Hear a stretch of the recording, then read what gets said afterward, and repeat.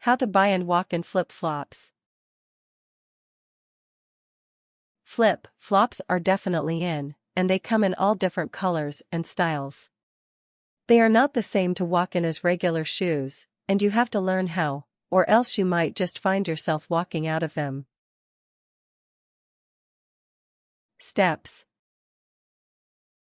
1. Get a good pair of flip-flops. When standing in them, you should be able to see about a 1 to an inch, 1.27 centimeters, of a sole all around your foot. 2. Make sure they don't rub the top of your feet. This will irritate the skin. Flip-flops with rubber straps can be easier on the feet, but those with leather or cloth straps can be fitted to be more snug and easier to walk in. 3. When walking, keep your feet pointed relatively straight. If you walk with duck feet or with your toes pointed together, you are more likely to have them get caught on the ground and you will trip. 4. Pinch your big toe and pointer toe together as you walk. This will help you to keep control of the position of the flip-flop on your foot. 5. Curl your toes and foot a little as you walk. 6. Walk heel to toe. If properly fitted, there should be no need to slide your feet continuously to keep your flip-flops on. Tips.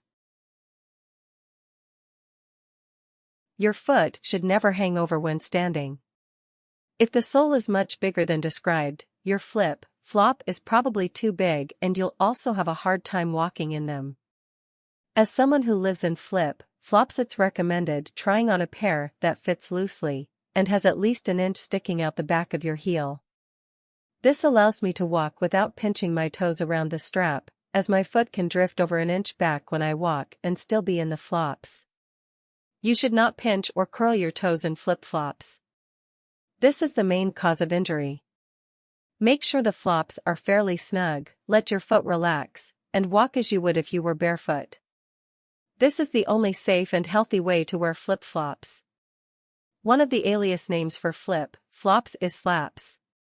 The name comes from the slapping sound made when you walk in flip-flops and the sole of the flip-flop hits the bottom of your foot.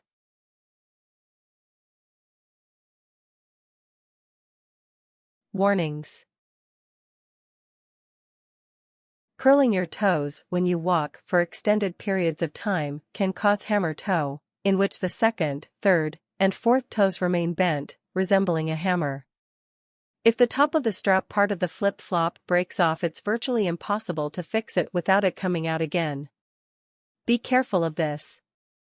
Be careful, if worn for extended periods of time, your toes can feel chafed from the thong piece.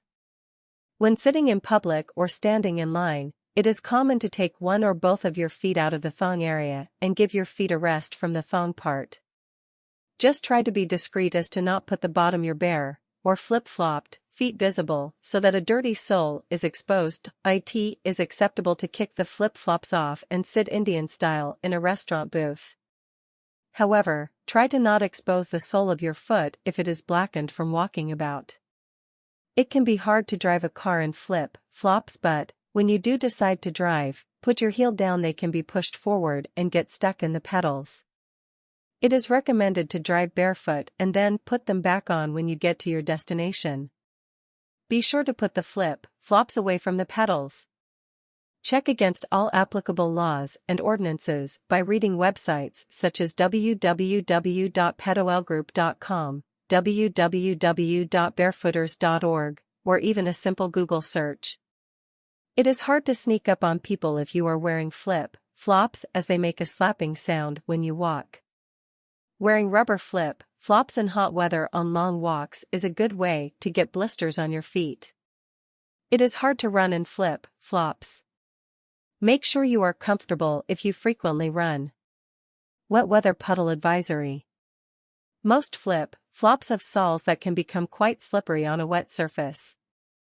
Pay attention to the condition of the ground you are walking on.